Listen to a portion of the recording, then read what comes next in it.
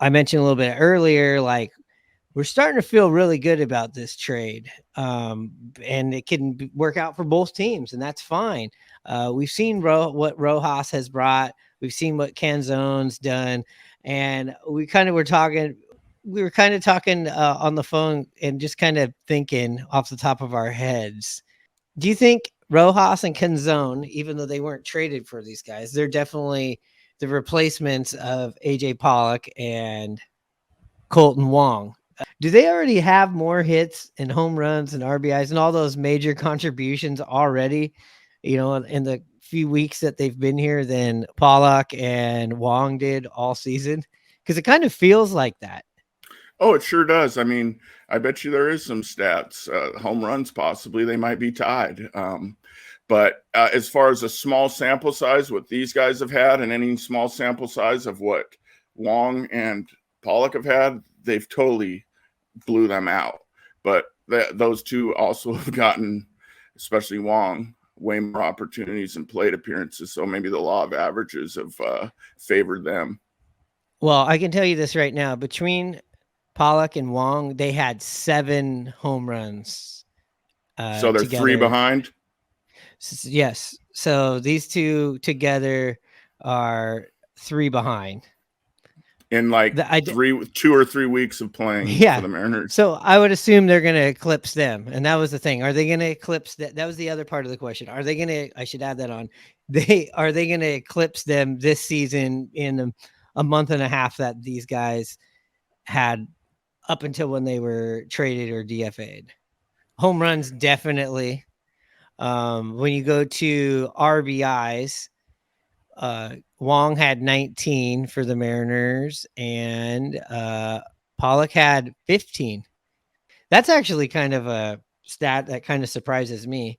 But so Really? right there, I thought maybe I'm actually surprised Wong had that many, and then I was, To me, and then I was to, like, Pollock, that felt about right at 15.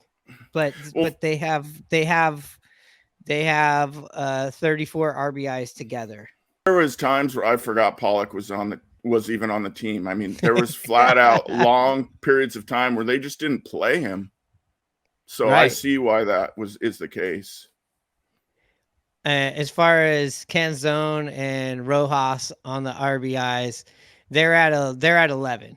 So they've already gotten a third of the RBI total that those two did. I'm not even going Yeah. to go to the averages. I just feel like home runs and RBIs and then hits, just hits. You had right now Rojas and Dominic Canzone combined. So they got 27 hits between the two of them. Canzone and Josh Rojas have 27 hits between the two of them. And Colton Wong brought in 32 hits. 32 hits. And AJ Pollock brought in 22. So we're talking these guys got 54 hits. And those guys were on the team for about 90 games. Yeah, Pollock the and Colton trimester. Wong. Yeah, I mean, and you were getting nothing from them. Pollock, you rarely played, and Wong, when you threw out there, you weren't getting much from them. And I mean, right there, right, kind of shows you why they struggled and why this team has kind of taken off and started to win. They're getting contact from guys. These guys are getting hitting with contact, putting balls in play, getting hits, hitting some big home runs in clutch situations. I mean, it's night and day difference. So yes, they will eclipse this obviously this year. Just a thing that we were kind of talking about and going. I wonder if they were.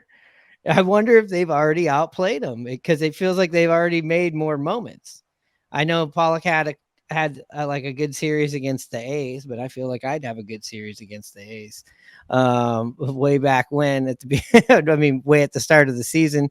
But yeah, we'll make sure that we keep our eye on that here on the podcast, and we'll have some sort of little champagne split salute to the guys when they pass them. I'm thinking they're going to pass them in the next 3 weeks. I think it's going to be mid September, and they're going to pass them on the game or the runs, the RBIs, the hits, and the home runs. Yeah,